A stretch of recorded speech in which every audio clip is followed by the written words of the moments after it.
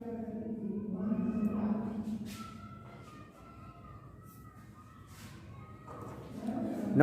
मित्रों, आज આપણે સંતુલન અચળાંક કે મુક્ત ઊર્જા G અને ભાગફળ Q વચ્ચેનો સંબંધ યાની કે ઉષ્માગતિશાસ્ત્ર અને રાસાયણિક સંતુલન વચ્ચેનો સંબંધ, કારણ કે મુક્ત ઊર્જા એ ઉષ્માગતિશાસ્ત્ર વિધેય છે, જ્યારે સંતુલન અચળાંક અને ભાગફળ એ રાસાયણિક સંતુલન વિધેય છે।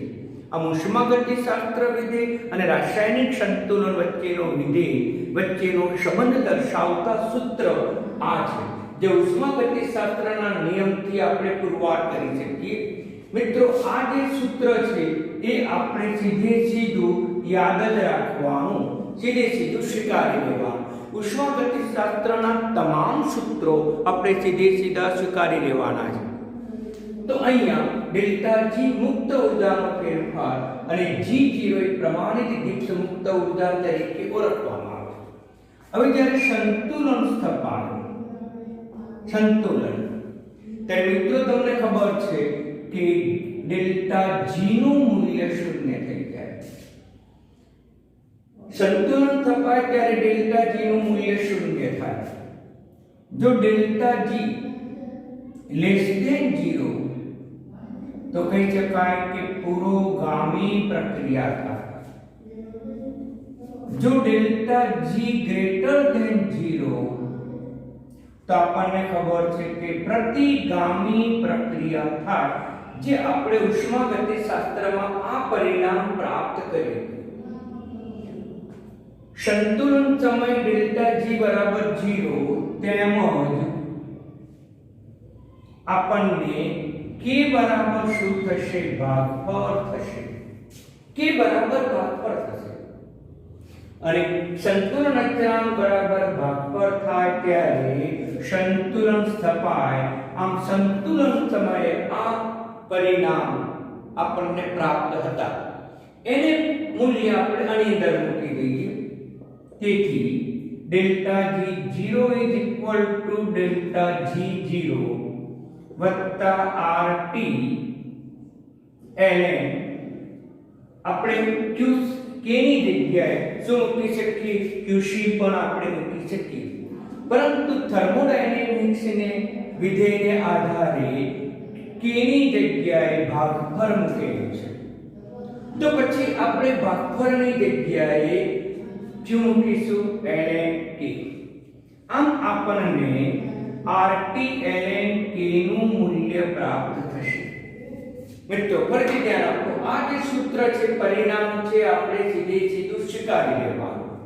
સંતુલન પ્રાપ્ત થાય ત્યારે ડેલ્ટા G નું મૂલ્ય 0 થશે અને k બરાબર શું થશે? qc અથવા તો ભાગફળ થશે। એટલે અહીંયા ભાગફળની જગ્યાએ k મૂકી દઈશું, માટે આપણને અગત્યનું પરિણામ પ્રાપ્ત થશે, delta G0 is equal to ln k। અને મિત્રો, આ જ સંબંધ આપણે થર્મોડાયનેમિક્સ ની અંદર પ્રાપ્ત કર્યું હતું અને એના આધારે આપણે દાખલા પણ ગણ્યા હતા। આ મુક્ત ઊર્જા અને k વચ્ચેનો આપણને સંબંધ પ્રાપ્ત થયો। હવે બરાબર ધ્યાન આપજો, આપણે વિવિધ પરિણામો પ્રાપ્ત કરીશું, વિવિધ ગાણિતિક પરિણામો। અને ડેલ્ટા G0 ln छोड़ी देव होय तो -2.303 RT log k, कारण के આપણને ખબર છે કે ln બરાબર -2.303 log આનો આધાર e છે, આનો આધાર 10 છે। ln નો લોગેરિધમ આપણા પુસ્તકમાં નથી, પરંતુ log 10 છે એ 10 ના આધારિત લોગેરિધમ આપણા પાઠ્યપુસ્તકમાં પ્રાપ્ત છે। એટલે ln માં ક્યારે પણ દાખલો ગણી શકાય નહીં, આપણે એને log માં રૂપાંતર કરવું પડે। એટલે ln નું log માં રૂપાંતર થઈ ગયું। હવે આ પરિણામો વિવિધ રીતે પણ લખી શકાય કે delta G is equal two -RT ln k, RT ln k is equal to minus delta G0 તેથી ln k બરાબર માઈનસ ડેલ્ટા g0 ભાગાકાર rt. આ તો ગણિતનું સાદામાં સાદું સૂત્ર મેં પ્રાપ્ત કર્યું. હવે મિત્રો બરાબર ધ્યાનમાં રાખજો કે આ ln દૂર કરવું છે. ln તો એક નિયમ છે, બરાબર ધ્યાનમાં રાખજો કે ln x આધારી ઇઝ ઇક્વલ ટુ y. આ log ln નું વિધેય છે. ln દૂર કરવો છે તો આપણે x બરાબર આ જે આધાર છે એ આના પાયામાં જતો રહેશે, એટલે કે e આધાર બની જશે અને y ઘાતાંક બની જશે. આમ આપણને આ સૂત્ર પ્રાપ્ત થશે. અહીં જ નિયમ ફરીથી પણ લખું છું કે ln x is equal to y. Aadhaar ln no Aadhaar e છે, આધાર e. હવે x ને કરતા બનાવવો હોય તો e ને આના પાયામાં લઈ જવો પડે, એટલે x બરાબર e raised to y. આ પરિણામ ધ્યાનમાં રાખજો. એ જ પ્રમાણે બીજું પરિણામ પણ અગત્યનું છે. Logarithm tan x is equal to y. જો લઘુગુણકી વિધેય હોય અને એમાં x ને જો કરતા બનાવવો હોય તો આ 10 જે છે એ 10 એ આના પાયામાં જતો રહે અને y ઘાતાંકમાં જતો રહે, tan raised to y. એટલે આ પરિણામ પણ મોસ્ટ ઇમ્પોર્ટન્ટ છે. આના આધારે આ લખી શકાય, આના આધારે આ લખી શકાય. લોગેરિધમના આ બે પરિણામો વેરી મોસ્ટ ઇમ્પોર્ટન્ટ છે, અગત્યના છે. માટે દરેક જણે આ નિયમો ધ્યાનમાં રાખવાના.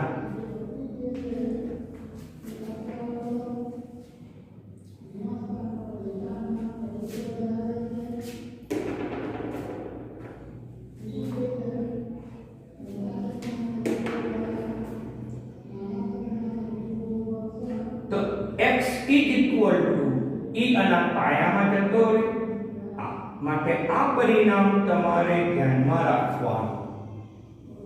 એ જ રીતે બીજું પરિણામ પણ અગત્યનું છે, એ પણ પરિણામ તમારે ધ્યાનમાં લેવાનું મિત્રો.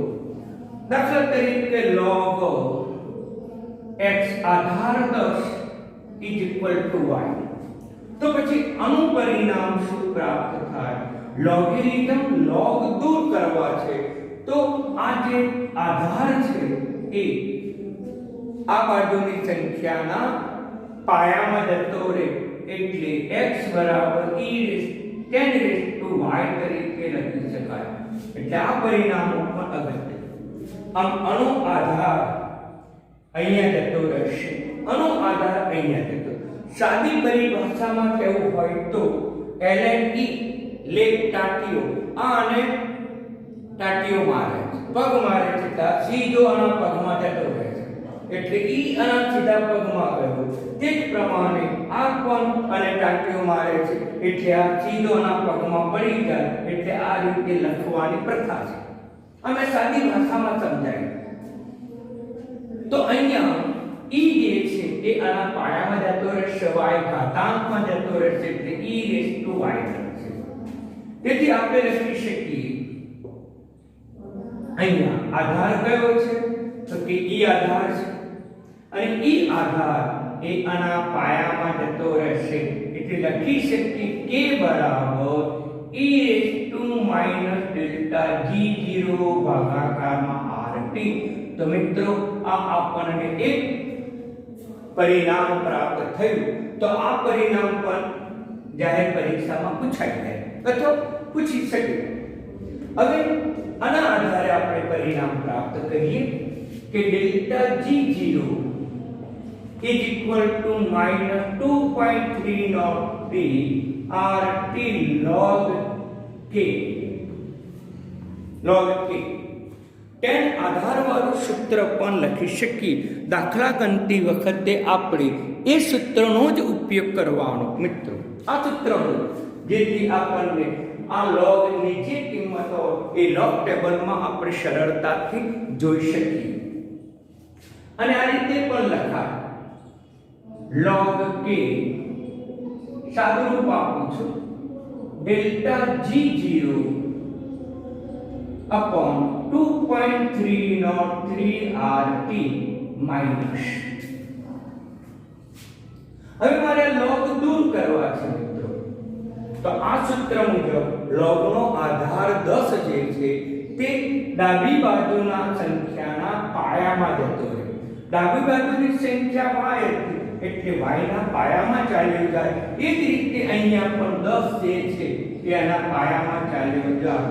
એટલે log દૂર થઈ જશે અને log ની જગ્યાએ લખીશું કે 10 જે છે એ આના આધારમાં જતો, આ સંખ્યાના આધારમાં 2.303 RT.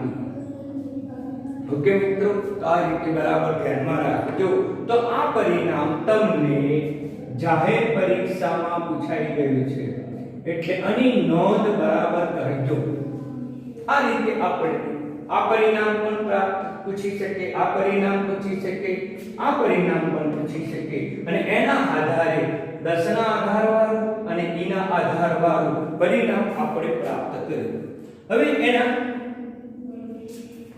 MCQ માં બરાબર ધ્યાનમાં રાખજો. MCQ એક ડેલ્ટા G બરાબર 0 is equal to અથવા તો implies that જો ડેલ્ટા G નું મૂલ્ય 0 હોય તો પછી k નું મૂલ્ય 1 કરતા વધારે હોય.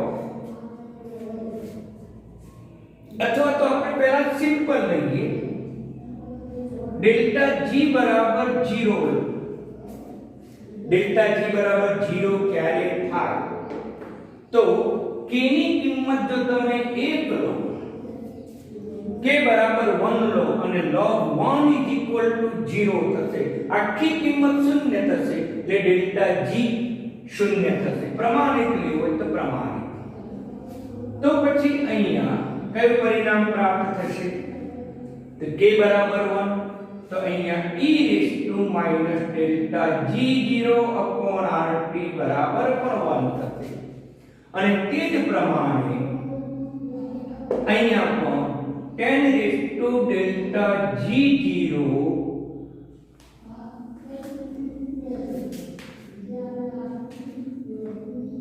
2.303 RT એનું મૂલ્ય પણ 1 થશે. જ્યારે આ હોય ત્યારે કહી શકાય કે પ્રક્રિયા સંતુલનમાં છે. સંતુલન પ્રક્રિયા છે. જો સંતુલન પ્રક્રિયામાં હોય તો આ પણ શરત સાચી, આ પણ સાચી, આ પણ સાચી. એટલે તમને જાહેર પરીક્ષામાં પૂછાય તો એ વખતે ધ્યાનમાં રાખજો. હવે આપણે લઈએ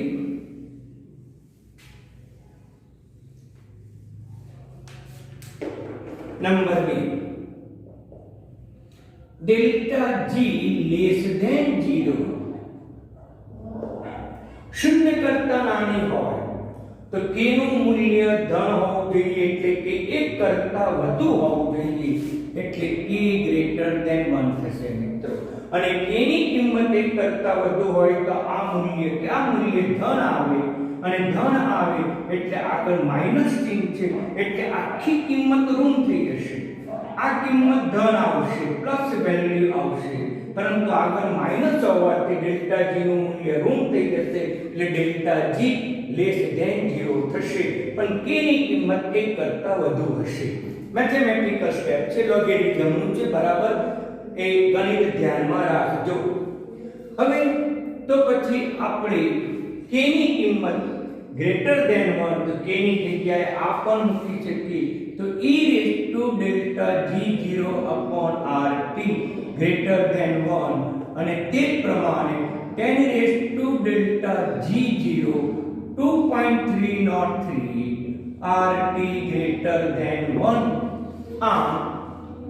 આ બધા જ પરિણામો સૂચવે છે કે પ્રક્રિયા કઈ દિશામાં થશે? તો પુરોગામી દિશામાં પ્રક્રિયા.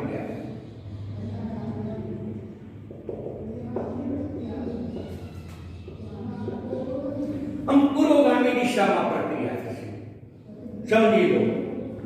હવે નંબર 3, આ નંબર 1, આ નંબર 2. હવે બીજું કયું પરિણામ પ્રાપ્ત થાય? ડેલ્ટા જી એટલે 0, યાની કે પ્રમાણિત છે. આ પણ પ્રમાણિત, આ પણ પ્રમાણિત, ગ્રેટર ધેન 0. ધન ક્યારે આવે મિત્રો? તો આ જે પરિણામમાં છે log k, એ log k ની કિંમત માઈનસ વેલ્યુ આવે તો માઈનસ વેલ્યુ આ માઈનસ ધન થઈ જાય એટલે કે આ શરતનું પાલન થાય. log k ની કિંમત ઋણ ક્યારે આવે? તો કહી શકાય કે k ની કિંમત જ્યારે 1 કરતા નાની હોય તો log ઋણ આવે. આ ઋણ આવે તો ઋણ ધન થઈ જાય. જે મેં થર્મોડાયનેમિક્સ વિષયમાં પણ આની ચર્ચા કરેલી છે. હવે આના આધારે આપણે પરિણામ મેળવી શકીએ કે e⁻ΔG0 ભાગાકારમાં RT એની કિંમત પણ 1 કરતા નાની હોય શકે. એ જ પ્રમાણે 10 ના આધારવાળું પરિણામ પણ મેળવી શકીએ. -ΔG0 એટલે કે પ્રમાણિત 2.303 RT less than 1.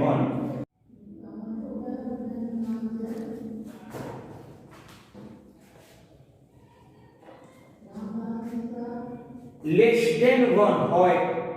આ બધા મૂલ્યો less than 1 પણ ડેલ્ટા G greater than 0 તો કહી શકાય કે પ્રતિગામી પ્રક્રિયા થાય.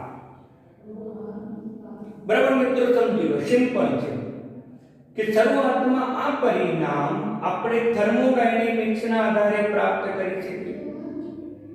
સંતુલન પ્રાપ્ત થાય ત્યારે ડેલ્ટા G બરાબર 0, જે ઉષ્માગતિશાસ્ત્રમાં આપણે શીખી ગયા, અને QC = K, ભાગફળ બરાબર K થાય. માટે ભાગફળની જગ્યાએ K મૂકી દીધું અને જગ્યાએ 0 મૂકી સાદુરૂપ આપ્યું તો આ પરિણામ આપણને પ્રાપ્ત થયું. ln ને આપણે લોગેરિધમ log 10 માં પણ રૂપાંતર કરવા માટે આ સૂત્રનો ઉપયોગ કરીએ. આપણે ln x આધાર e તો = 2.303 log x આધાર 10.